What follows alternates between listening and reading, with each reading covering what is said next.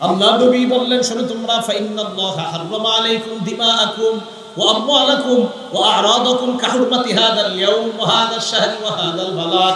যেমনি ভাবে এই শহর সম্মানিত, এই মাস সম্মানিত, এই দিন যেমন সম্মানিত, তেমনি ভাবে তোমাদের এক মুসলমানের কাছে আরেক মুসলমানের রক্ত তেমন সম্মানিত, ইজ্জত তেমন সম্মানিত, সম্পদ তেমন সম্মানিত। একজন মুসলমান আরেকজন মুসলমানের সম্পদ লুণ্ঠন করতে পারে না, কারণ মুসলমানের সম্পদ আরেক মুসলমানের জন্য হারাম। এই হারাম মানি যেমন রাষ্ট্রটা হারাম, ওই মানি মক্কা শহর যেমন সম্মানিত, একজন মুসলমানের রক্ত তোমার কাছে যেমন সম্মানিত, মানি ওই শহরটা যেমন সম্মানিত, মুসলমানের রক্ত সম্মানিত, সম্পদ সম্মানিত। ওইগুলোর সম্মানহানি যেমন করা যায় না, মুসলমানের সম্পদ, মুসলমানের ইজ্জত, মুসলমানের রক্ত, এগুলোরও সম্মানহানি করা যাবে না, তথা রক্তপাত করা যাবে না, কারো সম্পদ লুণ্ঠন করা যাবে না, মুসলমানের ইজ্জতে আঘাত করা যাবে না।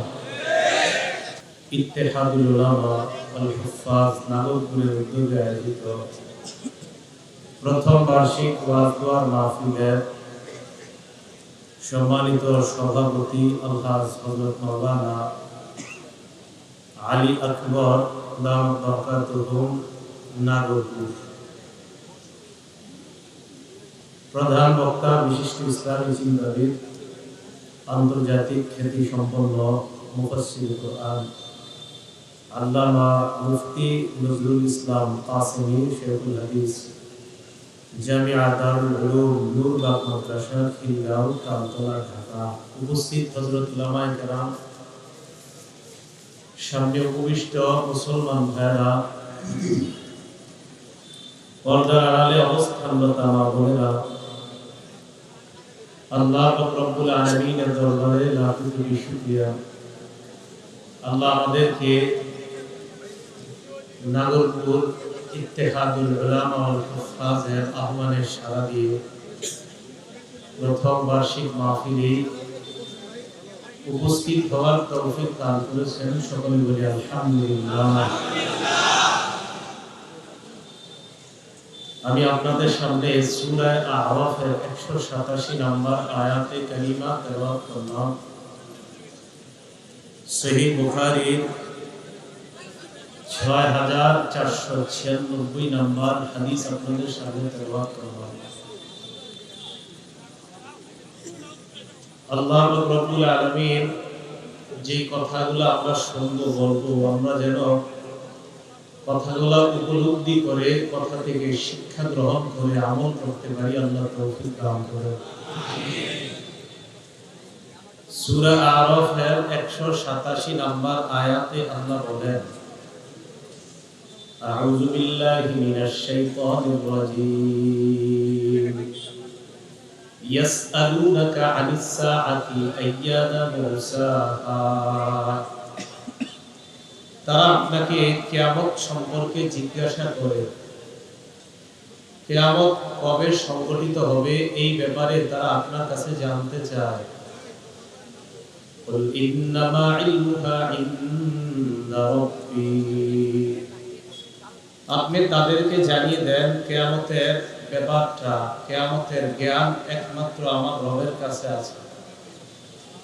লা ইউজাল্লিহা লিওয়াক্তিহা ইল্লা হু, সময় মতো আল্লাহ কিয়ামতের ব্যাপারটা প্রকাশ করবেন। সাকুলাত ফিস সামাওয়াতি ওয়াল আরদ, কিয়ামতটা আসমান জমিনের জন্য বড় ভারী হয়ে দাঁড়াবে, কঠিন হবে। আসমানের উপর আর জমিনের উপর কিয়ামতের বিষয়টা খুব কঠিন হবে। লা তাতিকুম ইল্লা বাগতা, কিয়ামত আচমকা তোমাদের সামনে এসে যাবে, হঠাৎ এসে যাবে। ইয়াসআলুনাকা কাআন্নাকা হাফিয়ুন আনহা, মানুষ আপনাকে কিয়ামতের ব্যাপারে এমন ভাবে জিজ্ঞাসা করে মনে হয় আপনি কিয়ামতের ব্যাপারে খুব বেশি জানেন।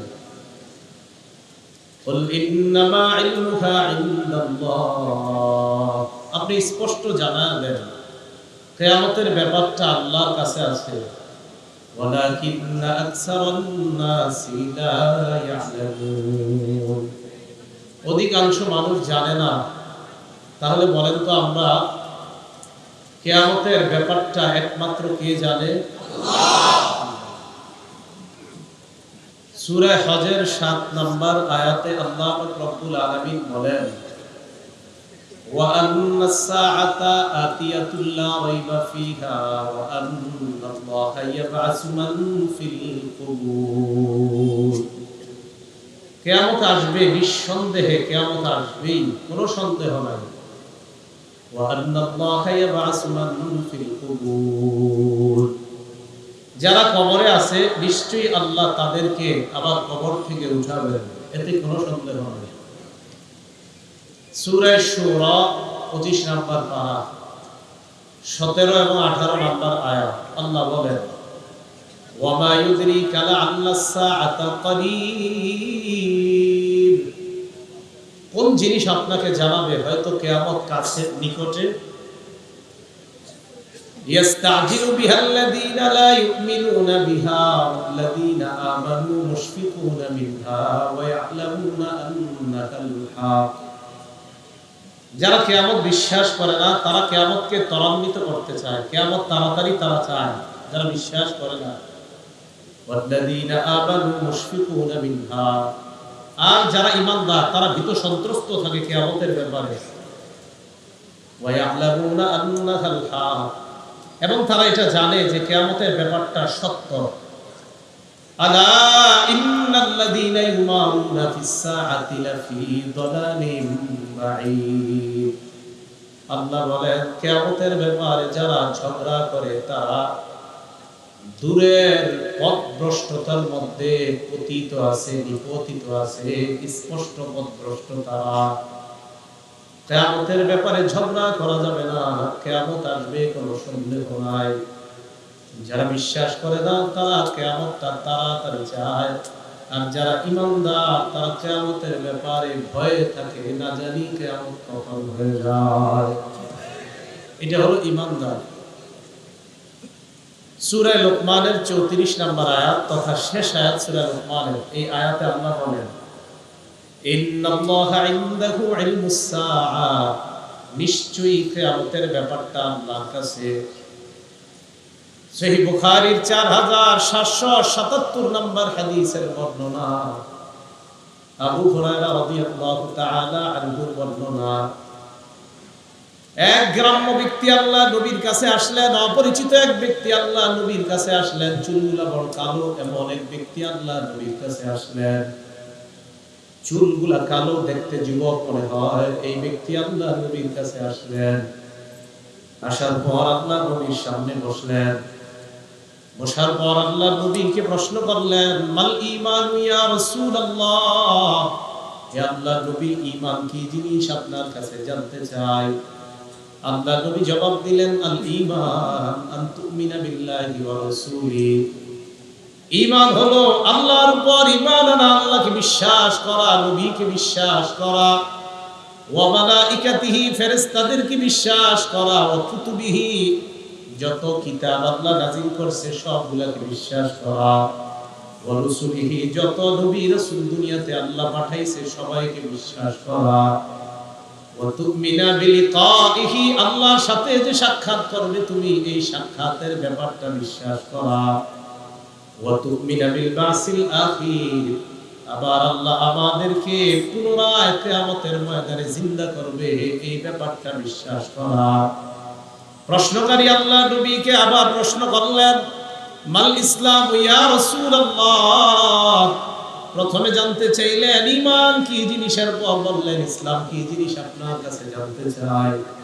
আল্লাহ নবী জবাব দিলেন, আল ইসলাম, ইসলাম হলো আন তা'বুদাল্লাহা লা তুশরিকু বিহি শাইআ, তুমি আল্লাহর ইবাদত করবা, আল্লাহর সাথে শিরিক করবা না। ওয়া তুকিমাস সালাহ, নামাজ কায়েম করবা। ওয়া তুতিজ যাকাতাল মাফরুদা, ফরজ যাকাত আদায় করবা। ওয়া তাসুমা রমাদান, রমজান মাসে রোজা রাখবা। এবার প্রশ্নকারী আল্লাহ নবীকে প্রশ্ন করলেন, মাল ইহসান ইয়া রাসূলুল্লাহ, হুজুর আপনার কাছে ঈমানের পরিচয় জানলাম, ইসলামের পরিচয় জানলাম, এখন আপনার কাছে ইহসানের পরিচয়টা জানতে চাই। আল্লাহ নবী জবাব দিলেন, আনতা আবুদাল্লাহ কাআন্নাকা তারা। ইহসান বলা হয় এমন ভাবে তুমি আল্লাহর ইবাদত করবা যেন তুমি সরাসরি আল্লাহকে দেখতে পাও। ইহসান বলা হয় আল্লাহর ইবাদত এমন ভাবে করবা যেন তুমি আল্লাহকে দেখতে পাচ্ছ। ফাইল্লাম তাকুন তারাহু, যদিও তুমি আল্লাহকে না দেখো, ফাইন্নাহু ইয়ারাক, আল্লাহ তোমাকে দেখতে পায়। নামাজে যখন আমরা দাঁড়াই, আমার আপনার চিন্তা চেতনা থাকা আমি কেমন যেন আল্লাহকে দেখি, না না আমি তো আল্লাহকে দেখি না। আল্লাহ নবী কয় তুমি না দেখো, আল্লাহ তো তোমাকে দেখে। তুমি আল্লাহকে দেখো না, আল্লাহ তোমাকে দেখে। তাহলে ঈমান, ইসলাম, ইহসান, এই তিন প্রশ্ন করলেন। 4 নাম্বার প্রশ্ন, মাতা সাআতু ইয়া রাসূলুল্লাহ, হুজুর কিয়ামত কবে আপনার কাছে জানতে চাই, কিয়ামতের ব্যাপারটা আমাকে জানা দেন। নবীজি জবাব দিলেন, মাল মাসউলু আনহা বিআলামা মিনাস সাইল, প্রশ্নকারী ব্যক্তি, যাকে প্রশ্ন করেছে জিজ্ঞাসিত ব্যক্তি, প্রশ্নকারী ব্যক্তির চাইতে এই ব্যাপারে অধিক অবগত না। মানে তুমি যে আমাদের প্রশ্ন করলা, এই তোমার চাইতে আমি বেশি জানি না কিয়ামতের ব্যাপারটা। অর্থাৎ বুঝাইতে চাইলেন নবীজি তুমি ভালো করেই জানো এই ব্যাপার, তুমিও জানো না আমিও জানি না, কিয়ামতের ব্যাপার কেউ জানে না, জানে একমাত্র কে? আল্লাহ। নবীজি বললেন তবে সাউহাদ্দিসুকা আন আলামাতিহা, কিয়ামতের কিছু আলামত তোমাকে আমি জানাই দেই। আল্লাহ নবী বললেন ইদা ওয়ালাদাতিল মারআতু রাব্বাতাহা, অন্য বর্ণনায় আনতালিদাল আমাতু রাব্বাতাহা। নবীজি বললেন নারী যখন কোনো বাদী, কোনো দাসী যখন তার মনিবকে জন্ম দিবে, বুঝতে হবে কিয়ামত বেশি বাকি নাই। যখন কোনো দাসী তার মনিবকে জন্ম দেয়, বুঝতে হবে কিয়ামতের বেশি সময় বাকি নাই। ওয়া ইদা কানাল হুফাতুল উরাতু আসান রুসান নাস, নগ্ন পা, নগ্ন দেহ রাখা গিরি করে নিম্ন শ্রেণীর একজন মানুষ যখন মানুষের নেতা হবে, তখন বুঝবা কিয়ামত আর বেশি দিন বাকি নাই। যখন এরকম মানুষ মানুষের নেতা হবে, কিয়ামত বেশি দিন বাকি নাই। অন্য বর্ণনায় আসছে ইয়াতাতাবালুনা ফিল বুনিয়ান, নিম্ন শ্রেণীর মানুষ যখন বড় বড় অট্টালিকা বানাবে, বানানোর পর জনগণের সামনে নেতৃত্ব দিবে, তখন বুঝবা কিয়ামতের আর বেশি বাকি নাই। কিয়ামতের আলামত নবী বললেন। এরপর আল্লাহ নবী বললেন খামসুল্লাহ ইয়ালামুহুন্না ইল্লাল্লাহ, 5টি বিষয় আছে যে 5টি বিষয়ের খবর আল্লাহ ছাড়া কেউ জানে না। বলেন কয় বিষয় আল্লাহ ছাড়া কেউ জানে না? 5। মানে নবীজিও জানে না। 5 বিষয় আমি নবী জানি না, কোনো মানুষ জানে না। 1 নাম্বার ইন্নাল্লাহা ইনদাহু ইলমুস সাআ, কিয়ামত কবে হবে, কখন হবে, এই ব্যাপারটা জানে একমাত্র আল্লাহ। 2 নাম্বার ওয়াইনাজ্জিলুল গায়স, বৃষ্টি আল্লাহ দেয়, কি পরিমাণ দিবেন, কখন দিবেন, কোন এলাকায় দিবেন, এটা জানে একমাত্র আল্লাহ। 3 নাম্বার ওয়ায়ালামু মা ফিল আরহাম, মায়ের পেটের সন্তান ছেলে হবে না মেয়ে হবে, কি আছে পেটের মধ্যে, এটা জানে আল্লাহ। 4 নাম্বার ওয়ামা তাদরি নাফসুম মাযা তাকসিবু গাদা, আগামীকাল তোমার রিজিক কি হবে, তোমার কি উপার্জন হবে, এটা জানে একমাত্র আল্লাহ। 5 নাম্বার ওয়ামা তাদরি নাফসুম বিআইয়ি আরদিন তামুত, কোন জমিনে তুমি মারা যাইবা, এটা কেউ জানে না, জানে একমাত্র কে? আল্লাহ। তাহলে বলেন তো 5টা বিষয় নবীরাও জানে না, দুনিয়ার কোনো মানুষ জানে না, জানে একমাত্র কে? আল্লাহ। আল্লাহ। এর মধ্যে একটা হলো কিয়ামত কবে, এটা আল্লাহ জানে। বিসমিল্লাহ। আল্লাহুম্মা লাকাল হামদু ওয়া লাকাশ শুকর। রাসূল আকরাম সাল্লাল্লাহু আলাইহি ওয়াসাল্লাম কিয়ামতের ব্যাপারটাও যে জানেন না উনি, কোনো মানুষ জানে না, এই বিষয়টা বুখারীর 4777 নম্বর এই হাদিসের মাধ্যমে নবীজি স্পষ্ট বলে দিলেন। সহিহ বুখারীর 530 নম্বর হাদিসের মধ্যে রাসূল আকরাম সাল্লাল্লাহু আলাইহি সাল্লাম কিয়ামতের একটা আলামত বর্ণনা করেছেন। কি আলামত? ক্বালা রাসূলুল্লাহ সাল্লাল্লাহু আলাইহি ওয়াসাল্লাম, নবীজির সাহাবা সাহল ইবনে সাদ রাদিয়াল্লাহু তাআলা আনহুর বর্ণনা, আল্লাহ নবী বলেন বুইস্তু আনা ওয়াস সাআতু কাহাতাইন, আমার 2 আঙ্গুলের দিকে তাকান। নবীজি বলেন আমি আর কিয়ামত কাহাতাইনি, এই 2 আঙ্গুলের মতো। ওয়া করনা বাইনাস সাবাবাতি ওয়াল মুস্তা, নবীজি শাহাদাত আঙ্গুল আর মধ্যমা আঙ্গুল 2টা মিলিয়ে বললেন আমি আর কিয়ামত কাহাতাইনি, এই 2 আঙ্গুলের মতো। আল্লাহ নবী বুঝাইতে চায় শাহাদাত আঙ্গুলের চেয়ে মধ্যম আঙ্গুলটা যেমন সামান্য বড়, আমি দুনিয়াতে আসা মানে কিয়ামতের আর বেশি সময় বাকি নাই। এই সামান্য সময়ের ব্যবধান, কিয়ামত যে কোনো সময় এসে যাইতে পারে। তো নবীজি বললেন, এই দুই আঙ্গুলকে একত্রিত করে বললেন, আমি আর কিয়ামত এই দুই আঙ্গুলের মতো। দেখেন তো এই দুই আঙ্গুল, মধ্যম আঙ্গুলটা কি অনেক বেশি বড় না সামান্য বড়? সামান্য বড়। রাসূল আকরাম সাল্লাল্লাহু আলাইহি সাল্লাম বুঝিয়ে দিলেন, আমি আর কিয়ামতের মাঝে মাত্র এতটুকু ব্যবধান। খুব মন দিয়ে শোনেন। তাহলে নবীজি শেষ নবী, আমাদের নবী শেষ নবী। বলেন তো বাংলাটা সবাই, আমাদের নবী শেষ নবী। তার মানে শেষ নবী দুনিয়াতে আগমন করা মানে কিয়ামত ঘনিয়ে আসা, কিয়ামত নিকটে আসা। সূরা আহজাবের 40 নম্বর আয়াতে আল্লাহ বলেন, আউযু বিল্লাহি মিনাশ শাইতানির রাজীম, মা কানা মুহাম্মাদুন আবা আহাদিন মির রিজালিকুম ওয়ালাকিন রাসূলুল্লাহি ওয়া খাতামান নাবিয়্যিন। মুহাম্মদ সাল্লাল্লাহু আলাইহি ওয়াসাল্লাম তোমাদের কারো পিতা নয়, ওয়ালাকিন রাসূলুল্লাহ, তিনি আল্লাহর রাসূল, খাতামান নাবিয়্যিন, তিনি শেষ নবী, তোমাদের কোন পুরুষের পিতা না, তিনি আল্লাহর রাসূল, তিনি শেষ নবী। সূরা আহজাবের 40 নম্বর আয়াত প্রমাণ করে মুহাম্মদ সাল্লাল্লাহু আলাইহি ওয়াসাল্লাম শেষ নবী। বলেন তো এরপর কেউ যদি নবী দাবি করে, এটা কি সত্য নাকি মিথ্যা কথা? তাহলে আমাদের নবী শেষ নবী। খুব মনোযোগ দিয়ে শুনতে হবে এই জায়গা থেকে বিষয়গুলো। রাসূল আকরাম সাল্লাল্লাহু আলাইহি সাল্লাম শেষ নবী, এটা কোরআনের সূরা আহজাবের 40 নম্বর আয়াত থেকে আমরা জানতে পাইলাম। সহিহ বুখারী 3535 মানে 3535 নম্বর হাদিস। عن أبي هريرة رضي الله تعالى عنه قال قال رسول الله صلى الله عليه وسلم। এই হাদিসটা খুব মন দিয়ে শুনতে হবে। নবীজি বলেন, ইন্না মাসালি ওয়া মাসালাল আম্বিয়া মিন ক্বাবলি কামাসালি রাজুলিন বানা বাইতান ফাআহসানাহু ওয়া আজমালা। আল্লাহ নবী বলেন, আমি আর আমার পূর্বে যত নবী আসছে তাদের দৃষ্টান্ত হলো এমন এক ব্যক্তির মতো, যে ব্যক্তি একটা ঘর বানিয়েছে, ঘরটা বড় চমৎকার সুন্দরভাবে সাজিয়েছেন। সাজানোর পর ইল্লা মাউদি আলামিনাতিন ফি জাবিয়া, পুরা বাড়িটা সুন্দরভাবে সাজাইছে, শুধু একটা ইটের জায়গা ফাঁকা। ধরে বলেন, বাড়িটা সুন্দর, তবে কয়টা ইটের জায়গা ফাঁকা? বুঝছেন নি হাদিস? হাদিস বুঝতে হবে ভাই, এই পাশে সবাই বুঝছেন? নবীজি বলেন, আমার আর আমার পূর্ববর্তী নবীদের দৃষ্টান্ত, এক ব্যক্তি একটা ঘর বানাইছে, পুরো ঘরটা খুব সুন্দর সাজাইছে, যে একটা ইটের জায়গা ফাঁকা, একটা ইটের জায়গা ফাঁকা। তো নবীজি বলেন, এত সুন্দর একটা বাড়ি, জনগণ এই বাড়িটা দেখতে আসে। জনগণ বাড়িটা দেখতে আসার পর বাড়ির চারপাশে ঘুরে বাড়ি দেখে মুগ্ধ হয়ে যায় আর আশ্চর্য হয়। একটা ইটের জায়গা যখন ফাঁকা দেখে আর কয়, এত সুন্দর বাড়িটার একটা ইটের জায়গা কেন ফাঁকা? আর বলে, এই ইটের ফাঁকা জায়গাটাকে পূরণ করা যায় না, এই ইটের ফাঁকা জায়গাটা কেন পূরণ করা হচ্ছে না? আল্লাহ নবী কয়, ফানাল লাবিনা, আমি হলাম ওই ইটের ফাঁকা জায়গার ইট, আমার মাধ্যমে এই ঘরের সৌন্দর্য পুরা করা হয়।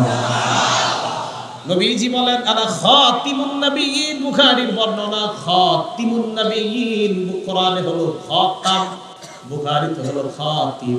ইমাম বুখারী অধ্যায় কায়েম করেছে, বাবু খাতিমিন নবী সাল্লাল্লাহু আলাইহি ওয়াসাল্লাম। আল্লাহ নবী বলেন, আমি হলাম ওই ইট, আমি হলাম শেষ নবী। সমস্ত নবীদের মাধ্যমে ঘরটা সাজায় একটা ইটের জায়গা আল্লাহ ফাঁকা রাখছেন। এই ঘরটা সাজানো শুরু করছেন আদম নবীর মাধ্যমে, ঈসা নবী পর্যন্ত ঘরটা সমাপ্ত করেছেন আল্লাহ। ঘরটা সুন্দরভাবে সাজিয়েছেন, একটা ইটের জায়গা ফাঁকা রাখছেন। দুনিয়ার মানুষকে জানা দাও, ওই ইটের ফাঁকা জায়গাটা আমি মুহাম্মদ সাল্লাল্লাহু আলাইহি ওয়াসাল্লাম, আমার মাধ্যমে আল্লাহ এই ঘরের সৌন্দর্যের সমাপ্ত করে দিলেন। আমি শেষ নবী, আমার পরে আর কোনো নবী নাই। তাহলে নবীজির পরে আর কোনো নবী নাই। তো শেষ নবী দুনিয়াতে আসাটাই কিয়ামত নিকট হয়ে যাওয়া, এটা কিয়ামত নিকটবর্তী হয়ে যাওয়ার আলামত। নবীজি শেষ নবী দুনিয়াতে আসা।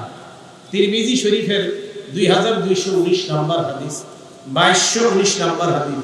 এই হাদিসের বর্ণনাকারী সাহাবার নাম সাওবান রাদিয়াল্লাহু তাআলা আনহু।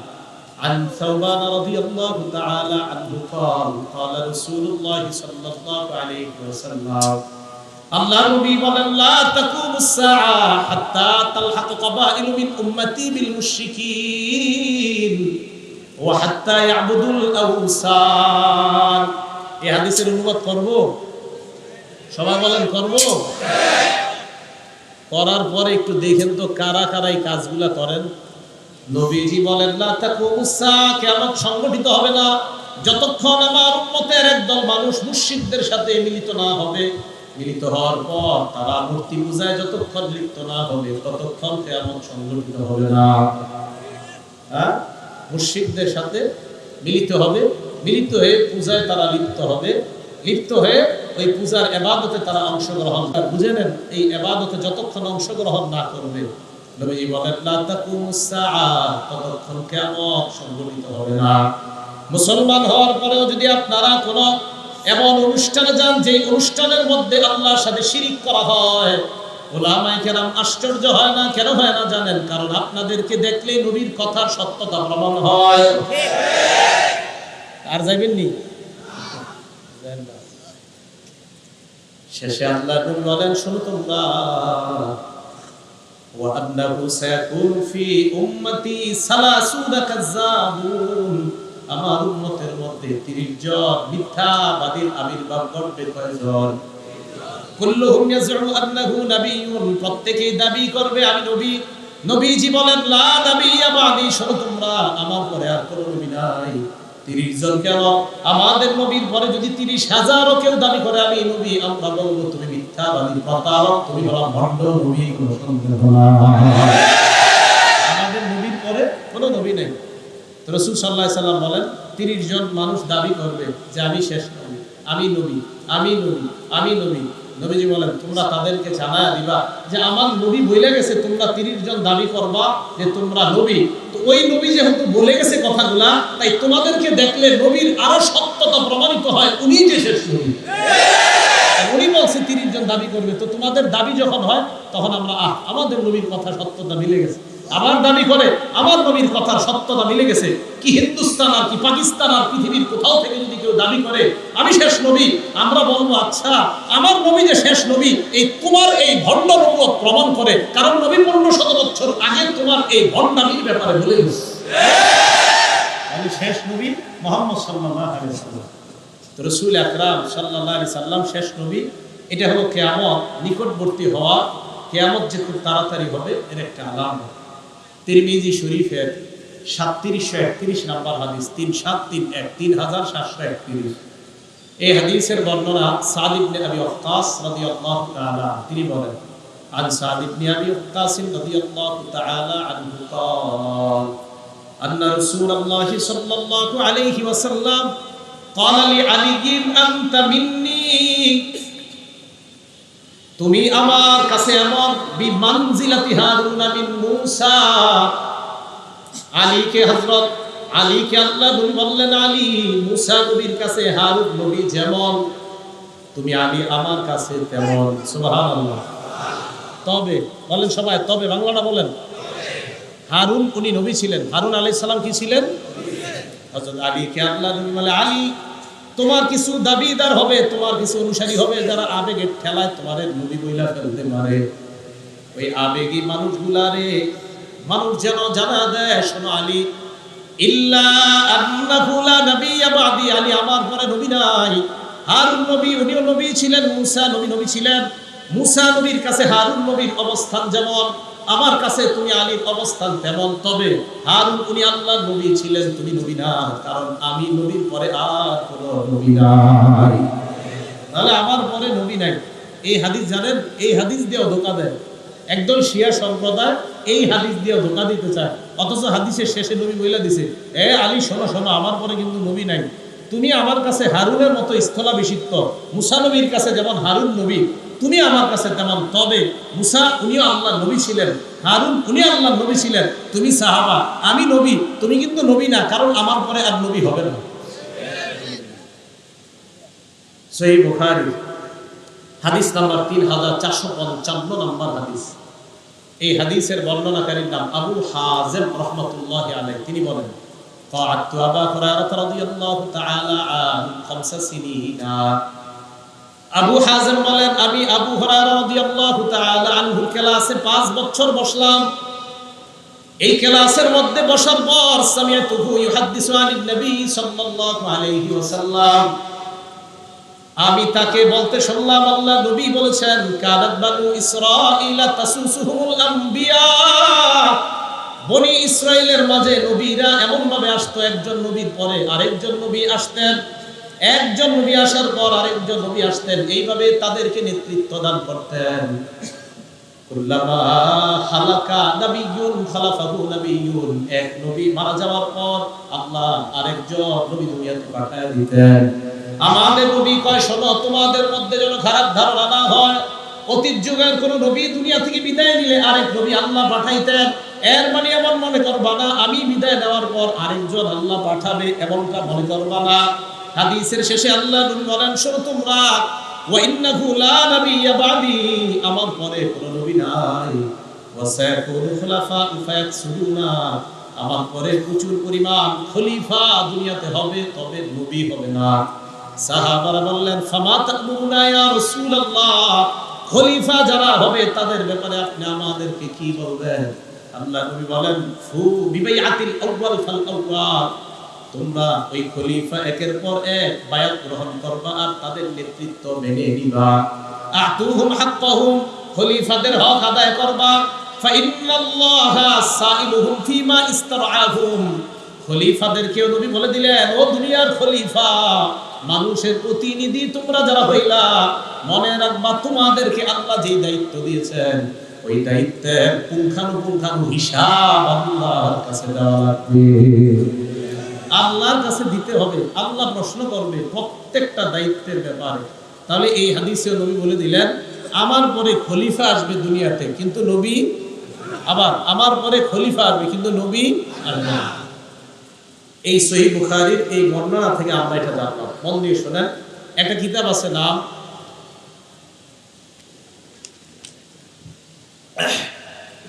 আল মুজামুল কাবীর, হাদিস নাম্বার 7535 নম্বর হাদিস। এই হাদিসের বর্ণনাকারী আবু খালিদ রাদিয়াল্লাহু তাআলা আনহু তিনি বলেন আন্না রাসূলুল্লাহ সাল্লাল্লাহু আলাইহি ওয়াসাল্লাম কামা ফিন নাস ফি হাজ্জাতিল ওয়াদা, বিদায় হজের সময় আল্লাহ নবী সবার সামনে দাঁড়াইলেন, দাঁড়ায় বললেন লা নাবিয়্যা বাদি, আমার পরে নবী নাই, ওয়ালা উম্মাতা বাদাকুম, তোমাদের পরে আর কোন উম্মত নাই, আমি শেষ নবী, তোমরাই শেষ উম্মত। এরপর আল্লাহ বলেন ফাবুদু রাব্বাকুম, তোমরা আল্লাহর ইবাদত করো, ওয়া আকিমু খামসাকুম, পাঁচ ওয়াক্ত নামাজ আদায় করো, ওয়াসুমু শাহরাকুম, রমজান মাসে রোজা রাখো, ওয়া আতিউ উলাতা আমরিকুম, শাসক যারা তাদের কমান্ড তোমরা আনুগত্য করো, সুম্মা দুখুলু জান্নাতা রাব্বিকুম, মর আল্লাহর জান্নাতের মেহমান হয়ে যাও। এই হাদিসে নবী বিদায় হজের মধ্যে বললেন আমার পরে আর কোন নবী নাই। বলেন নবীজির পরে আর কোন নবী আছে? তাহলে রাসূল সাল্লাল্লাহু আলাইহি সাল্লামের পরে আর কোন নবী দুনিয়াতে আসে নাই, আসবে না। বিদায় হজের মধ্যে রাসূল সাল্লাল্লাহু আলাইহি সাল্লাম আরেকটা ভাষণ দিলেন। আব্দুল্লাহ ইবনে ওমর রাদিয়াল্লাহু তাআলা আনহুর বর্ণনা দেখেন কি কয়। সাহাবাদের সামনে আল্লাহ নবী দাঁড়াইলেন, দাঁড়ায় বললেন আইয়ু ইয়াউমিন হাযা, আজকে কোন দিন? সাহাবারা জবাব দিলেন ইয়াউমুল হারাম, আজকে সম্মানিত দিন। এরপর নবী বললেন আইয়ু বালাদিন হাযা, এটা কোন শহর? সাহাবারা বললেন বালাদুল হারাম, এটা সম্মানিত শহর। প্রথমে এটা কোন দিন? কয় সম্মানিত দিন। এটা কোন শহর? কয় সম্মানিত শহর। আইয়ু শাহরিন হাযা, এটা কোন মাস? সাহাবারা জবাব দিলেন শাহরুল হারাম, এটা সম্মানিত মাস। আল্লাহ নবী বললেন শোনো তোমরা, ফাইন্নাল্লাহা হাররামা আলাইকুম দিমাআকুম ওয়া আমওয়ালাকুম ওয়া আ'রাদাকুম কাহুরমাতি হাদাল ইয়াউম ওয়া হাদাশ শাহরি ওয়া হাদাল বালাদ, যেমনি ভাবে এই শহর সম্মানিত, এই মাস সম্মানিত, এই দিন যেমন সম্মানিত, তেমনি ভাবে তোমাদের এক মুসলমানের কাছে আরেক মুসলমানের রক্ত তেমন সম্মানিত, ইজ্জত তেমন সম্মানিত, সম্পদ তেমন সম্মানিত। একজন মুসলমান আরেকজন মুসলমানের সম্পদ লুণ্ঠন করতে পারে না, কারণ মুসলমানের সম্পদ আরেক মুসলমানের জন্য হারাম। এই হারাম মানে যেমন রাষ্ট্রটা হারাম, ওই মানে মক্কা শহর যেমন সম্মানিত, একজন মুসলমানের রক্ত তোমার কাছে যেমন সম্মানিত, মানে ওই শহরটা যেমন সম্মানিত, মুসলমানের রক্ত সম্মানিত, সম্পদ সম্মানিত, ওইগুলোর সম্মানহানি যেমন করা যায় না, মুসলমানের সম্পদ, মুসলমানের ইজ্জত, মুসলমানের রক্ত, এগুলোরও সম্মানহানি করা যাবে না, তথা রক্তপাত করা যাবে না, কারো সম্পদ লুণ্ঠন করা যাবে না, মুসলমানের ইজ্জতে আঘাত করা যাবে না। এরপর রাসূল সাল্লাল্লাহু আলাইহি সাল্লাম শেষে বলে, আলা শোনো তোমরা, লিউবাল্লিগ শাহিদুকুম গায়বাকুম, তোমরা যারা এই জায়গায় আছো আমার এই কথাগুলা অনুপস্থিত মানুষদের কাছে তোমরা পৌঁছায় দিবা। এরপর আল্লাহ নবী আকাশের দিকে আঙ্গুল উঠায় বললেন, আল্লাহুম্মা শাহাদ, ও মাবুদ আপনি সাক্ষী থাকেন আমি আমার সাহাবাদের সামনে কথাগুলা বললাম। এরপর নবী বললেন, লা নবিয়্যা বাদি, আমার পরে নবী নাই, ওয়ালা উম্মাতা বাদাকুম, তোমাদের পরে কোনো উম্মত নাই। বিদায় হজেও বললেন আমার পরে নবী নাই, আরেক হাদিসেও বললেন আমার পরে নবী নাই। একটা কিতাব আছে নাম আল মুআজামুল আওসাত, আগেটা আল মুআজামুল কাবীর ছিল, এটা হলো আল মুআজামুল আওসাত, হাদিস নাম্বার 170 নাম্বার হাদিস। এই হাদিসের মধ্যে জাবের রাদিয়াল্লাহু তাআলা আনহু বর্ণনা, রাসূল বলেন, আনা কাঈদুল মুরসালিন, সমস্ত নবীদের নেতা আমি, ওয়ালা ফখরা, আমার কোনো অহংকার নাই। সুবহানাল্লাহ। নবীজি বললেন সমস্ত নবীদের নেতা আমি, কোনো অহংকার না। ওয়া আনা খাতামুন নবীন, আমি শেষ নবী, ওয়ালা ফখরা, কোনো অহংকার না। ওয়া আনা শাফি ওয়া মুশাফফা, আমি কিয়ামতের ময়দানে সুপারিশ করব, মুশাফফা, আমার সুপারিশ আল্লাহর কাছে গ্রহণ করা হবে। আমি কিয়ামতের মাঠে সুপারিশ করব, আমার সুপারিশ গ্রহণ করা হবে। ওয়ালা ফখরা, এটা আমি ফখর করছি না, এটা আমি গর্ব করি না। তাহলে বলেন তো, শেষ নবী দুনিয়াতে আসাটাই এটাই কিয়ামত নিকটে হয়ে যাওয়া। তো শেষ নবীকে মুহাম্মদ সাল্লাল্লাহু আলাইহি সাল্লাম, ওনার পরে দুনিয়াতে নবী আসবে না। কেউ যদি দাবি করে যে দুনিয়াতে ওনার পরে নবী আসার সম্ভাবনা আছে, সাথে সাথে তার ঈমান চলে যাবে। আমাদের নবীর পরে যদি কেউ নিজেকে নবুয়ত দাবি করে, এই নবীকে যারা নবী মানবে তারা কাফের, আর যারা এটা মানবে না যে নবীর পরে যে আর নবী হবে না, এই কথাও যারা না মানবে তারাও কাফের। নবীর পরে আর নবী নেই, বাস এটা মানতেই হবে। আমাদের নবীর পরে আর নবী নেই, এটা বিশ্বাস করতে হবে। বিশ্বাস না করলে ঈমান চলে যাবে। এখন একজনে বলে, হুজুর আমি 5 ওয়াক্ত নামাজ পড়ি, আমি অন্য কাউরের নবীও মানি না, তবে আমি এটাও বিশ্বাস করি না আমাদের নবীর পরে কোনো নবী আসবে না, এটা বিশ্বাস করি না। কেউ যদি বলে আর তাহাজ্জুদ নামাজ পড়ে প্রত্যেকদিন, বলে দিবেন ভাই আপনার ঈমান নাই, তাহাজ্জুদ পড়লেও কবুল হবে না, কারণ শেষ নবী নাই। সংসদে আইন পাস হয়েছে, সংসদে আইন পাস হয়েছে। রাসূল আকরাম সাল্লাল্লাহু আলাইহি সাল্লাম কথাগুলো মন দিয়ে শোনেন, শেষ নবী। তাহলে মাসালাটা বুঝে রাখেন, আমাদের নবী শেষ নবী, ওনার পরে যদি কেউ নবুয়ত দাবি করে নিজেকে, সে কাফের, তার অনুসারী যারা হবে তারাও কাফের হয়ে যাবে। শুধু তাই নয়, রাসূল আকরাম সাল্লাল্লাহু আলাইহি সাল্লামকে যদি কেউ শেষ নবী না মানে, সেও কাফের হয়ে যাবে। এবং যদি এটা বিশ্বাস না করে যে নবীর পরে যে আর নবী আসবে না, এটা একজনে মানে না, যদি এরকম কোনো মানুষ থাকে, সেও সাথে সাথে কাফের হয়ে যাবে। রাসূল সাল্লাল্লাহু আলাইহি সাল্লাম শেষ নবী, এতটুকু কি সবার বুঝে আসছে? আল্লাহ আমাদের সকলকে কিয়ামতের প্রস্তুতি নেওয়ার তৌফিক দান করেন। এবার বুখারী শরীফের আরেকটা বর্ণনা শুনেন। সহিহ বুখারী হাদিস নাম্বার 5231 নাম্বার হাদিস। এই হাদিসের মধ্যে রাসূল আকরাম সাল্লাল্লাহু আলাইহি সাল্লাম বলেন, ক্বালা রাসূলুল্লাহ সাল্লাল্লাহু আলাইহি ওয়াসাল্লাম, আল্লাহ নবী বলেন, ইন্না মিন আশরাতিস সাআ আইয়ুরফাআল ইলমু। নবীজি বলেন কিয়ামতের আলামতের মধ্যে একটা আলামত হলো ইলম উঠায় নেওয়া হবে, বিদ্যা উঠায় নেওয়া হবে। কি উঠায় নেওয়া হবে? বিদ্যা। সবাই বলেন কি উঠায় নেওয়া হবে? বিদ্যা। ওয়াসবুকাল জাহলু, মূর্খতা সমাজের মধ্যে ছড়ায়া পড়বে। ওয়ায়াজহারুজ জিনা, ব্যভিচার খুব বেশি পরিমাণে বাড়বে। ওয়ায়ুশরাবুল খামরু, মদ পান বেড়ে যাবে। ওয়ায়াকিল্লার রিজাল, পুরুষের সংখ্যা কমবে। ওয়াতাকসুরান নিসা, নারীদের সংখ্যা বাড়বে। হাত্তা ইয়াকুনা লি 50 ইমরাতান আল কাইয়িমুল ওয়াহিদ, এমন একটা সময় আসবে ঘরে 50 জন নারী, মাত্র পুরুষ হবে একজন। এটা এখন আসে নাই, আসবে আস্তে আস্তে, বাকি নারীদের সংখ্যা বাড়তেছে। তো নারীর সংখ্যা বাড়বে, পুরুষের সংখ্যা কমবে, ইলম উঠিয়ে নেওয়া হবে, মূর্খতা প্রকাশ পাবে। সহিহ বুখারীর 100 নম্বর হাদিসটা মন দিয়ে শোনেন, এটা মন দিয়ে শোনেন। আচ্ছা, ইলম কিভাবে উঠিয়ে নেওয়া হবে? আমার দিকে তাকান। উঠাইলাম, ঠিক না? এই দেখেন, উঠাইলাম না? তো এলেম উঠিয়ে নেওয়া হবে মানে কি এইভাবে? সহিহ বুখারীর 100 নম্বর হাদিস শুনেন, শোনার পর অন্তরের মধ্যে মহব্বত পয়দা করেন। قال رسول الله صلى الله عليه وسلم আল্লাহ নবী বলেন ইন্নাল্লাহা লা ইয়াকবিজুল ইলমা ইনতিজাআন ইয়ানতাজিউহু মিনাল ইবাদ। আল্লাহ পাক রব্বুল আলামিন বান্দাদের থেকে ইলম একবারে এইভাবে ছিনিয়ে নেবে এমনটা হবে না, ওয়ালাকিন ইয়াকবিজুল ইলমা বিকবজিল উলামা। আলেমদেরকে উঠায় নেওয়ার মাধ্যমে আল্লাহ ইলম উঠায় নেবেন। কাদেরকে উঠায় নেওয়ার মাধ্যমে? আলেমদেরকে উঠায় নেওয়ার মাধ্যমে আল্লাহ ইলম উঠায় নেবেন। হাত্তা ইযা লাম ইউতি আলিমা, যখন মানুষ আলেম খুঁজে আর পাবে না, ইত্তাখাযান নাস রুউসান জুহালা, মানুষ জাহেলদেরকে ধর্মীয় নেতা বানাবে। কোরআন পড়বে না, সুন্নাহ পড়বে না, মাদ্রাসায় যাবে না, কোনোভাবেও মাদ্রাসার আরবি একটা ইবারত পড়তে পারবে না। এই মানুষটার কাছে গিয়ে বলবে আমি আপনার কাছে ওই মাসআলা জানতে চাই। ফাসুইলু, মানুষ তাকে মাসআলা জিজ্ঞাসা করার পর ফাফতাউ বিগাইরি ইলমিন, ফতোয়া দিয়ে দিবে। ফাদাল্লু ওয়া আদাল্লু, ফতোয়া যিনি দিবে তিনিও পথভ্রষ্ট, যাদেরকে দিবে তাদেরকেও পথভ্রষ্ট করবে। এটা নবীজি, আপনারা ঠিক কইলেও ঠিক না কইলেও ঠিক, এটা আমি বলি না, নবীজি বলছে। কে বলছে? নবীজি। হ্যাঁ, আমার এই বক্তব্য কিন্তু এটা রাসূল সাল্লাল্লাহু আলাইহি ওয়াসাল্লামের বাণী, এটা নবীজির বাণী, এটা আমি নিজের থেকে বলছি না। কারণ আমাদের সমাজে একটা ঝামেলা আছে, এই জাতীয় বক্তব্য দিলে কি করে জানেন? হ্যাঁ, হিংসা ভরা। কি ভরা? তো এই কথা আমার না নবীজির, তো কারে হিংসুক করলেন? মাথা ঠিক আছে তো? এটা রাসূল সাল্লাল্লাহু আলাইহি ওয়াসাল্লাম বলছে যে আল্লাহ আলেম উঠায় নিবার মাধ্যমে এলেম উঠায় নিবেন। এখন যদি আপনি মনে করেন আপনি সারাদিন কিছু একটা পড়লেন আর কোনো আলেমদের চেয়ে নিজেকে পণ্ডিত দাবি করলেন, অথচ নবীজি বলেন তুমি পণ্ডিত দাবি করলেও হবে না, কারণ তোমাদের এলাকার বড় বড় আলেমরা উঠায়া যাওয়া মানে এলেম উঠে যাচ্ছে তোমাদের থেকে। এখন তোমরা যেটা প্রকাশ করবা এটা এলেম না, এটা মূর্খতা। মূর্খতা প্রকাশ পাবে। তো এলেম এইভাবে উঠে যাবে। আর নতুন নতুন ভাবে আপনাদেরকে নামাজ শিক্ষা দেওয়া হবে। কি শিক্ষা দেওয়া হবে? কি নামাজ? এটা কথার কথা। আচ্ছা, আমি আরিফ বিন হাবিব, আমি যেইভাবে নামাজ পড়ি, কথার কথা মনে করেন, আমি নামাজ পড়ি কিভাবে? আমি সালাতে দাঁড়াই। আমি নামাজে কি করি? দাঁড়াই। একটু মন দিয়ে শুনেন জায়গাটা।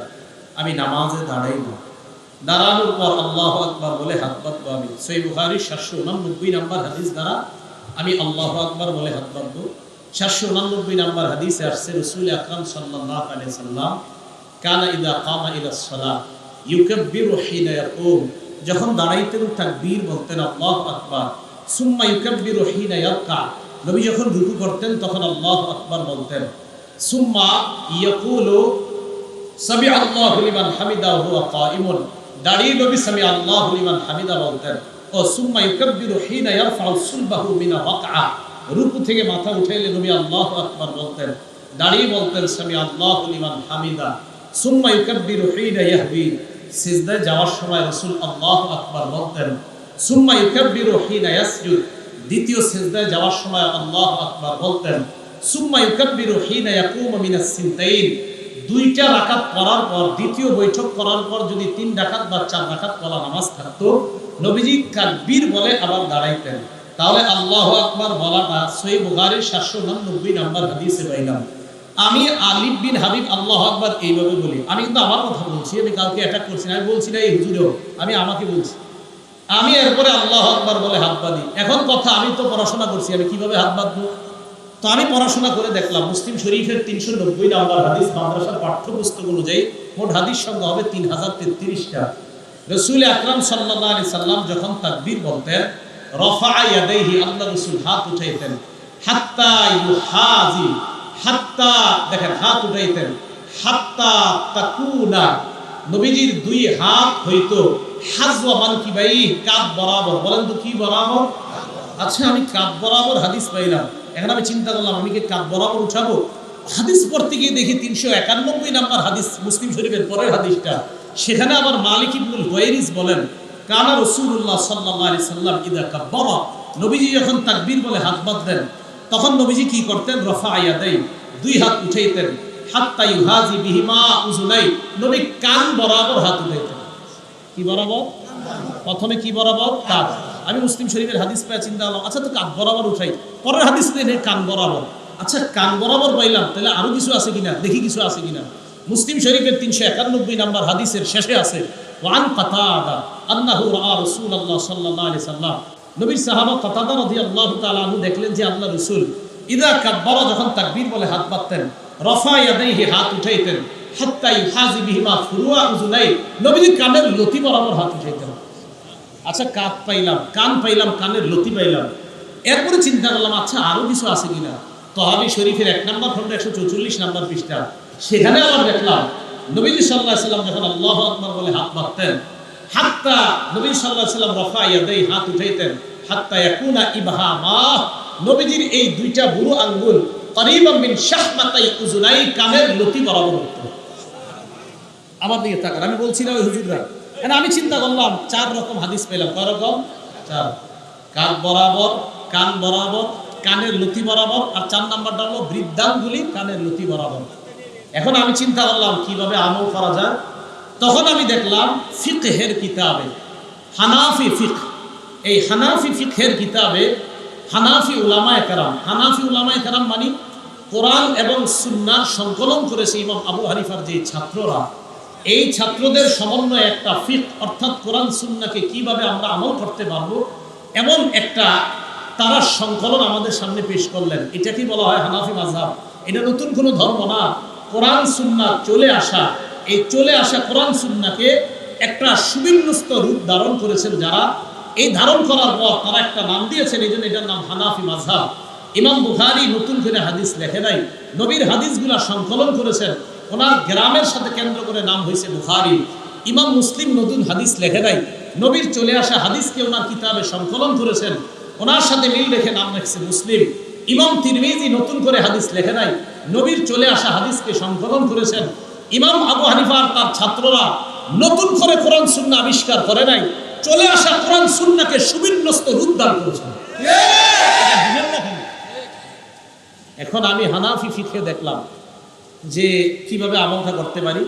আপনি হুজুর তো হানাফি ফিক দেখলেন কেন? কথা হ্যাঁ, 4 ফিকহে দেখছি, মালিকি, শাফিঈ, অর্থাৎ ইমাম মালিক রহমতুল্লাহ আলাইহির ফিকহে কি বলেন, ইমাম আহমদ কি বলেন, ইমাম শাফিঈ রহমতুল্লাহ আলাইহি কি বলেন, সেটাও দেখলাম। তো হানাফি ফিকহে তারা একটা পদ্ধতি বললেন যে যেহেতু কানের লতি বরাবর কথাও হাদিসে আছে, কান বরাবর হাদিসে আছে, কান বরাবর, সবাই এবার আমার দিকে তাকাইতে হবে। আমি কানের লতি বরাবর বুড়া আঙ্গুল 2টা উঠাইলাম, দেখেন তো উঠছে। এবার আমার হাতের তালু কান বরাবর, হাতের তালু কি বরাবর, সবাই বলেন হাতের তালু কি বরাবর, আর বুড়া আঙ্গুল কি বরাবর, লতি বরাবর, আর আঙ্গুলগুলা কান বরাবর। দেখেন আঙ্গুলগুলা বৃদ্ধাঙ্গুল লতি বরাবর, হাতের তালু, হ্যাঁ আবার বলতে হবে, তালু থেকে যান, তালু কাঁধ বরাবর, বৃদ্ধাঙ্গুলি লতি বরাবর, হাতের তালু কাঁধ বরাবর, বৃদ্ধাঙ্গুলি লতি বরাবর, আঙ্গুলগুলা কান বরাবর। হানাফি ফিকহ এমন একটা সমাধান দিয়েছে যেই সুন্নাহটা পালন করলে নবীর 4টি হাদিসের উপর আমল হবে। আপনি কম মানবেন কেন? কথা বুঝে আসছে? আমরা মানুষকে বুঝাই না দেখে ওনারা আমাদেরকে এখন আসলে বুঝছে ঠিক হইতেছেন, বুঝছেন তো সবাই? এই দেখেন, আবার দেখেন, এই বুড়া আঙ্গুল উঠাইলাম লতি বরাবর, হাতের তালু আছে কান বরাবর, বুড়া আঙ্গুল আছে লতি বরাবর, আঙ্গুলগুলো আছে কান বরাবর। মুসলিম শরীফের 390 নম্বর হাদিস, এটাও আমল করলাম কান বরাবর। মুসলিম শরীফের 391 নম্বর হাদিস, কানের লতি বরাবর। মুসলিম শরীফের 391 নম্বর হাদিস, কান বরাবর। তাহলে মুসলিম শরীফের 3টা হাদিস, তহাবি শরীফের 1টা হাদিস, একটা পদ্ধতির আমলে 4টা হাদিসের উপর আমল হয়। তো 4 হাদিসের উপর আমল করলে সওয়াব কি কম না বেশি? এইটাই তো হানাফি মাযহাব। তো বলছিলাম আইয়ুর ফাল এলম উঠে যাবে, ওয়াসবিতাল যা, মূর্খতা সমাজের মধ্যে ছড়িয়ে পড়বে। দেখেন ভাই, আলেমরা দুনিয়া থেকে বিদায় নেওয়া, এটা এলম উঠে যাওয়া। এজন্য আপনি এরকম মনে করেন না যে আমি নতুন একটা নামাজ শিখছি আর এতদিন এই হুজুররা যে এখন হুজুরকে কথা বলি, ওনারা আমরা সবাই এখন আমরা সব এতক্ষণ আমি কইছি, কারণ জানি ওনাদের কথা বললে বলবেন আর কোয়েন না, আমরা নাগরপুরের হুজুর, এই জন্য উল্টাপাল্টা করে ফেলবো। কিন্তু আপনি যাওয়ার পরে প্রথমে আমি আমার কথা বললাম, তো এখন আমরা সবাই এমনি নামাজ পড়ি। এখন দেখেন আমরা এইভাবে সালাত আদায় করি। আপনি নতুন একটা শিখে এসে বললেন না আপনাদের নামাজ হয়ই না, এই কথাটা ঠিক না ভাই। কথাগুলো মনে থাকবে। দেখেন, আমি ঝগড়া করার পক্ষে কোনোদিনও না, আমি ওরকম ছেলেও না যে ঝগড়া করবো কারোর সাথে। আমি জিন্দিগিতে কারোর সাথে সামনাসামনি অন্তত কোরআন সুন্নাহ নিয়ে কেউ আসছে আমি ঝগড়া করছি এরকম ইতিহাস নাই। বরং 1-1.5 মিনিট তার সাথে কথা হয়, কথা হওয়ার পর আর সামনে কথা বাড়ে না। কেন বাড়ে না আল্লাহ জানে। কেন বাড়ে না কে জানে? থাকলে আল্লাহর মাঝে আর আমার মাঝে সীমাবদ্ধ থাকে। তো রাসূল আকরাম সাল্লাল্লাহু আলাইহি সাল্লাম ওরা 4টা সুন্নাহের উপর আমল করলাম। তো কিয়ামতের আলামতের মধ্যে বললেন এলেম উঠে যাওয়া। দেখেন আজকে আপনাদেরকে একটা পদ্ধতি বললাম, একটা বিদ্যা আপনাদের অর্জন হয়েছে না? তাহলে দুনিয়াতে আলেম থাকা এটাকে আমাদের জন্য বরকতের কারণ না গজবের কারণ? আমি যদি সত্যিকার অর্থে আপনাদেরকে এই পদ্ধতিটা বুঝাইতে পারি আর আপনারা বুঝে থাকেন, তো আশা করি আপনারা বুঝতে পারেন যে উলামাদের কতটা প্রয়োজন সমাজ। তো রাসূল আকরাম সাল্লাল্লাহু আলাইহি সাল্লাম এই হাদিসের মধ্যে আরো বললেন মূর্খতা ছড়ায়া পড়বে, জিনা ব্যভিচার সমাজের মধ্যে ছড়ায়া পড়বে। সহিহ বুখারীর 5590 নাম্বার হাদিস। ক্বালা রাসূলুল্লাহ সাল্লাল্লাহু আলাইহি ওয়াসাল্লাম, আল্লাহ নবী বলেন তায়াকুনানা মিন উম্মতি আকওয়াম, আমার উম্মতের মাঝে এমন একদল সম্প্রদায়ের আবির্ভাব ঘটবে ইস্তাহিল্লুনাল হিরর ওয়াল হারির, যারা জিনাকে হালাল মনে করবে, জিনা করা যারা হালাল মনে করবে। ইস্তাহিল্লুনাল হিরর ওয়াল হারির, রেশমের পোশাক পরা তারা হালাল মনে করবে। ওয়াল খামর, মদ পান করা হালাল মনে করবে। ওয়াল মাআজি, বাদ্যযন্ত্র তারা হালাল মনে করবে। শুধু তাই নয়, তো হালাল মনে করে মাইকের সামনে বৈশা বলে হুজুররা কোথায় পাইছে গান বাজনা হারাম। আমার নবী বলে গেছেন একদল মানুষ গান বাদ্যকে হালাল মনে করবে। কেউ যদি মাইকের সামনে বলে হুজুররা কোথায় পেয়েছে গান বাজনা হারাম, আমরা হুজুররা কষ্ট পাই না, কারণ আপনি এটা বলার কারণে আমার নবীর হাদিসের সত্যতা বেশি প্রমাণ হয়ে যায়। নবী তো বলছে তোমার মতো একদল লোক বলবে গান বাদ্য এটা হালাল। ঠিক, তাই ইস্তাহিল্লুনাল হিরর, এরা জিনাকে হালাল মনে করবে। আল হারির, এরা রেশমের পোশাক হালাল মনে করবে। আল খামর, এরা মদ পান হালাল মনে করবে। আল মাআজিফ, এরা বাদ্যযন্ত্র এইগুলাকে হালাল মনে করবে। আল্লাহ আমাদেরকে এই জাতীয় অপরাধগুলো থেকে বেঁচে থাকার তৌফিক দান করেন। এটা গেল বুখারী শরীফের 5590 নাম্বার হাদিস। একটা কিতাব আছে নাম মাজমাউস সাওয়ায়েদ, এই কিতাবের 1 নাম্বার খণ্ড 134 নাম্বার পৃষ্ঠা, ইমাম হাইসামি রাহমাতুল্লাহ আলাইহি লেখা কিতাবটা। বিসমিল্লাহ। এই হাদিসের যতগুলো সনদ আছে, এই হাদিসের যে সনদগুলো সব সহিহ, রিজালুহু আস-সহিহ, এই হাদিসের সনদ সব সহিহ সনদ। যেহেতু অন্য কিতাবের তাই বললাম সনদ সহিহ। বিসমিল্লাহ।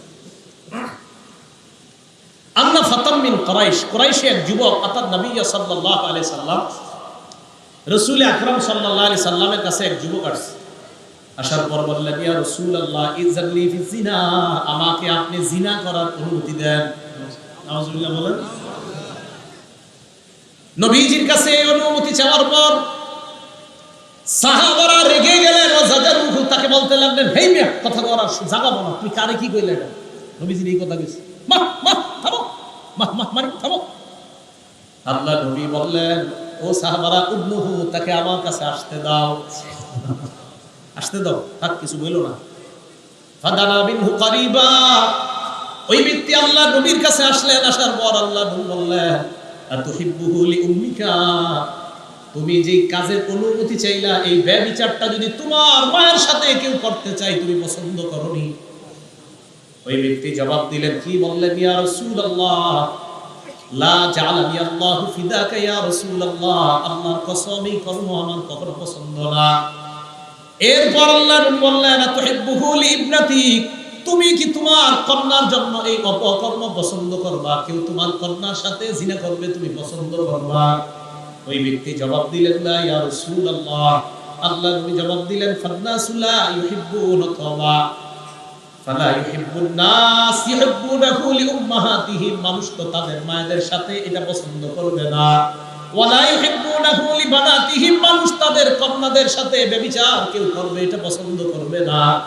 এরপর আল্লাহ নবী বললেন আতুহিব্বুহু লিউখতিক, তোমার বোনের সাথে কেউ ব্যভিচার করবে এটা পছন্দ করো কিনা? জবাব দিলেন ইয়া রাসূলুল্লাহ, আল্লাহর কসম এটাও আমার পছন্দ না। নবী বললেন ফান্নাসু লা ইউহিব্বুনাহু লিআখওয়াতিহিম, মানুষ তাদের বোনদের সাথে কেউ জিনা করবে এটা কোনো ভাই পছন্দ করবে না।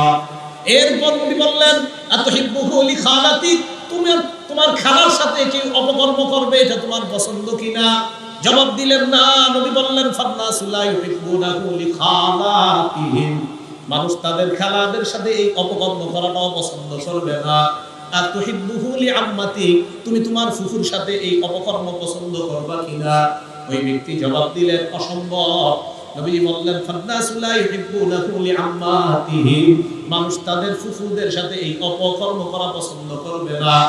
এরপর আল্লাহ নবী তার উপর হাত রাখলেন, রাখার পর দেখলেন লোকটার বুঝে আসছে। আল্লাহ নবী আল্লাহর কাছে বললেন আল্লাহুম্মা গফির যামবা, মাবুদ তুমি তোমার এই বান্দার গুনাহগুলো মাফ করে দাও। আর বললেন তাহির কলবা, মাবুদ তুমি তার কলবটা পবিত্র বানাও দাও।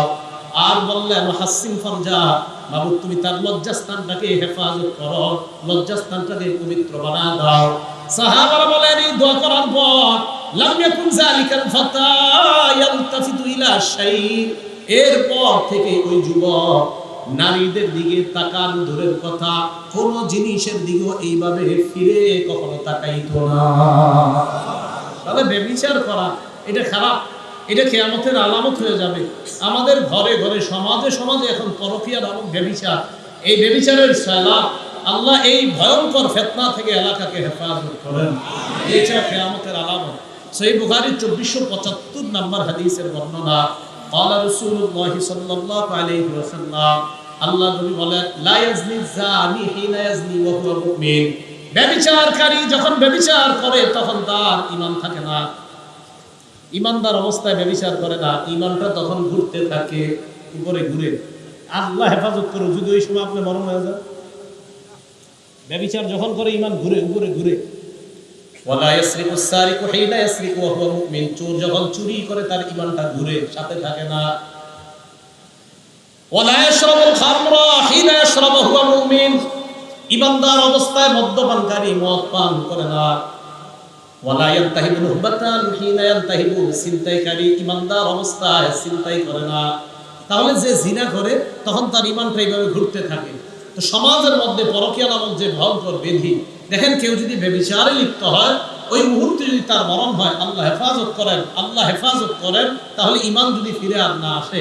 তাই কিয়ামতের এই যে আলামতটা জিনা খুব বেশি পরিমাণে হয়ে যাওয়া, এই আলামত যেন আমার আপনার দ্বারা প্রকাশ না পায়, এই জন্য আল্লাহর কাছে বেশি দোয়া করা, আল্লাহ এই অপরাধ থেকে যেন আমরা বেঁচে থাকতে পারি, আল্লাহ তৌফিক দান করেন।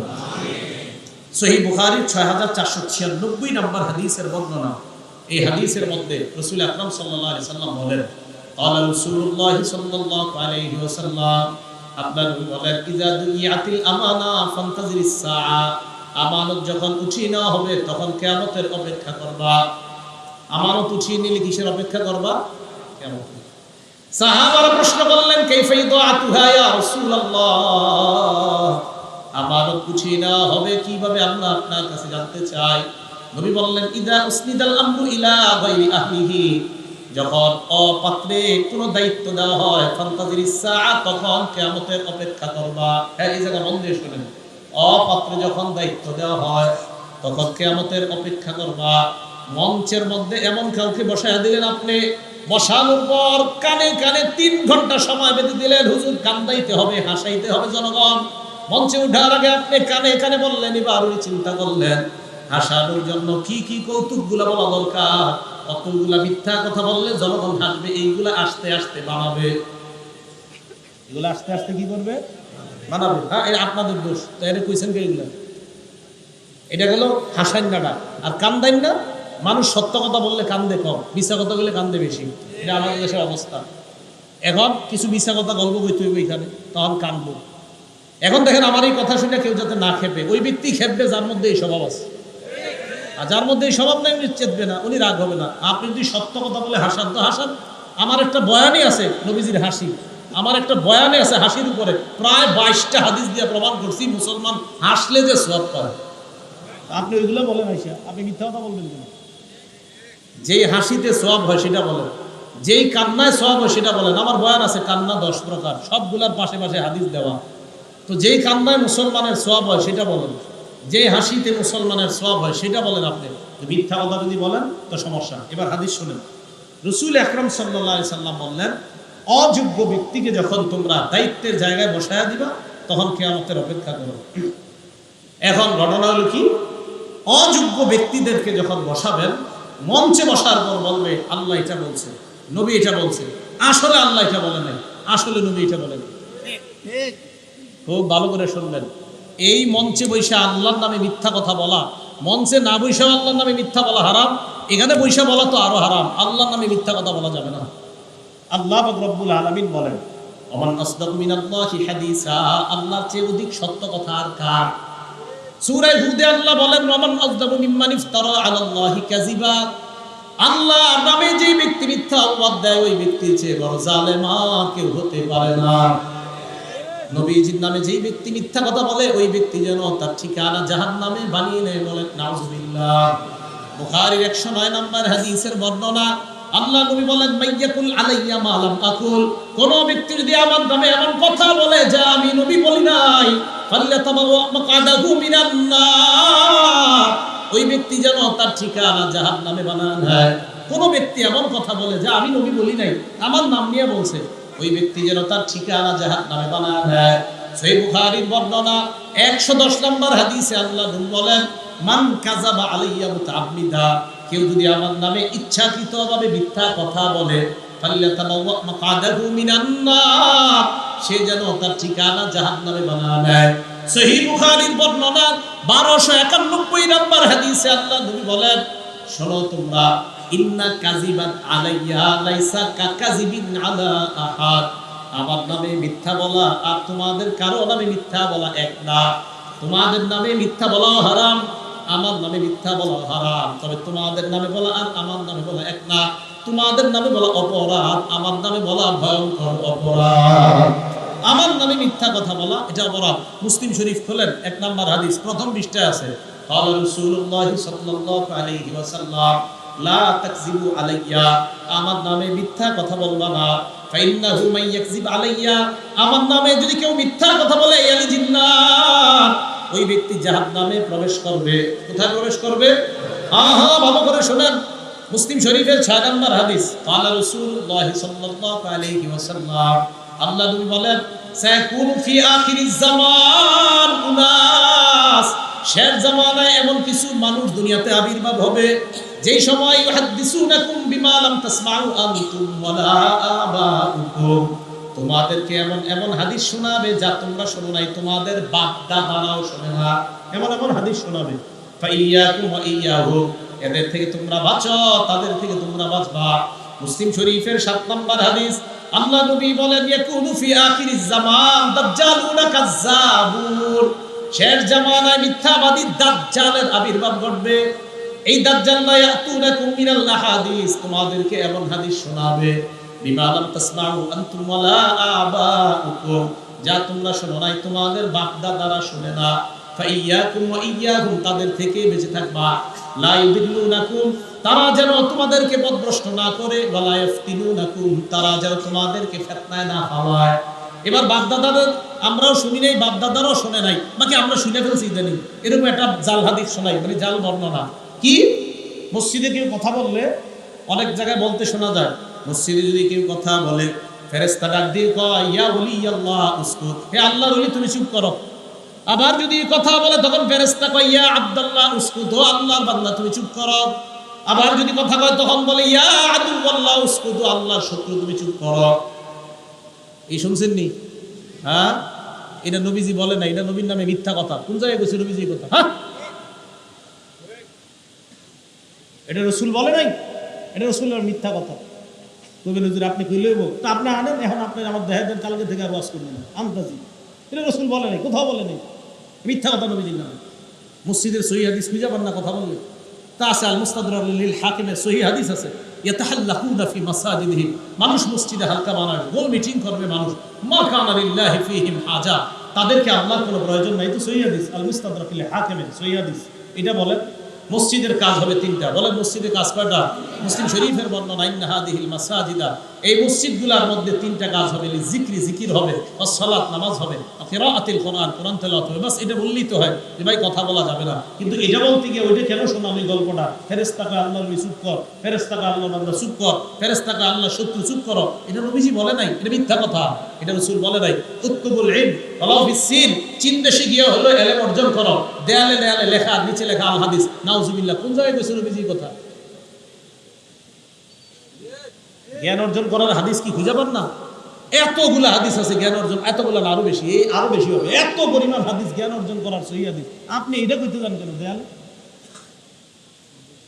চীন দেশে গিয়া, এটা শোনেন না আপনারা, চীন দেশে গিয়ে হইলো হাদিস এলেম অর্জন করো। এলেম অর্জনের তো কঠিন ফজিলত, কিন্তু এটা কইতে মুদিল্লাহ যেটা নবীজি বলে নাই। রাসূল সাল্লাল্লাহু আলাইহি সাল্লামের নামে মিথ্যা বলা কখন বলবে? যখন এমন অযোগ্য ব্যক্তিদেরকে আপনারা ধর্মীয় নেতৃত্ব দিয়ে দিবেন, অযোগ্য ব্যক্তিকে, তখন উনি কথায় কথায় বলবে এটা আল্লাহর কথা, এটা আল্লাহর কথা না, এটা নবীরও কথা না। তো রাসূল সাল্লাল্লাহু আলাইহি সাল্লাম বলেন, কোন বিষয় যখন অপাত্রে রাখা হবে তখন ফান্তাজিরিস সাআ, কিয়ামতের অপেক্ষা করো। আল্লাহ রাব্বুল আলামিন রাসূলের মাধ্যমে কিয়ামতের এই কিছু আলামত আমাদেরকে জানায়া দিয়েছেন। এই আলামতগুলা অলরেডি প্রকাশিত হয়ে গিয়েছে। আমানত উঠে যাওয়া, জিনা প্রকাশ হয়ে যাওয়া, মদ পান বেড়ে যাওয়া, এলেম উঠে যাওয়া, মূর্খতা ছড়িয়ে পড়া, জিনাকে হালাল মনে করা, রেশমের পোশাক পরা, এইগুলো অলরেডি সমাজের মধ্যে চলতেছে। এই কিয়ামতের আলামতগুলা যেন আমি আপনাকে বলতেছি আমার আর আপনার দ্বারা যেন সংগঠিত না হয়, কারণ সবগুলো ভয়ঙ্কর অপরাধ। আল্লাহ আমাদের সকলকে এই জাতীয় অপরাধগুলো থেকে যেন নিজেদেরকে মুক্ত রেখে আমরা ইসলামের পথে চলে আমরা জান্নাতের মেহমান হয়ে ওই জায়গায় সবাই একসাথে যেন আমরা দেখা করতে পারি। আল্লাহ তৌফিক দান করেন। আমিন। ওয়া আখিরু দাওয়ানা আলহামদুলিল্লাহি রাব্বিল আলামিন। ইনশাআল্লাহ এই জন্য এই অ্যাম্বুলেন্সের জন্য আপনারা যে যা পারেন সহযোগী, কেউ উঠবো না আমরা, হুজুর আলোচনা করবেন, এসে যাচ্ছেন, কেউ উঠবো না আমরা। হুজুর আসার আগ পর্যন্ত আপনার গরিবদের জন্য ওই অ্যাম্বুলেন্সের ব্যবস্থা করবে ইত্তেহাদুল উলামা নাগরপুর। তা আমরা যারা পারি আমরা দান করি। আল্লাহ রাব্বুল আলামিন আমাদের সকলের দানকে কবুল করে নেন। আমরা উঠবো না, মেহেরবানি করে এই মজমাটা আমরা নষ্ট করবো না। আমরা রুমাল পাঠিয়ে দেন, উলামায়ে কেরাম যারা আছে আমরা রুমাল পাঠিয়ে দিলেও হয়, সকলের কাছে যদি রুমাল পাঠিয়ে দিই তাও সুন্দর হয়। আল্লাহ আমাদের সকলকে যেই কথাগুলো বললাম শুনলাম, এই কথাগুলোর উপর যেন সবাই আমল করতে পারি আল্লাহ তৌফিক দান করেন।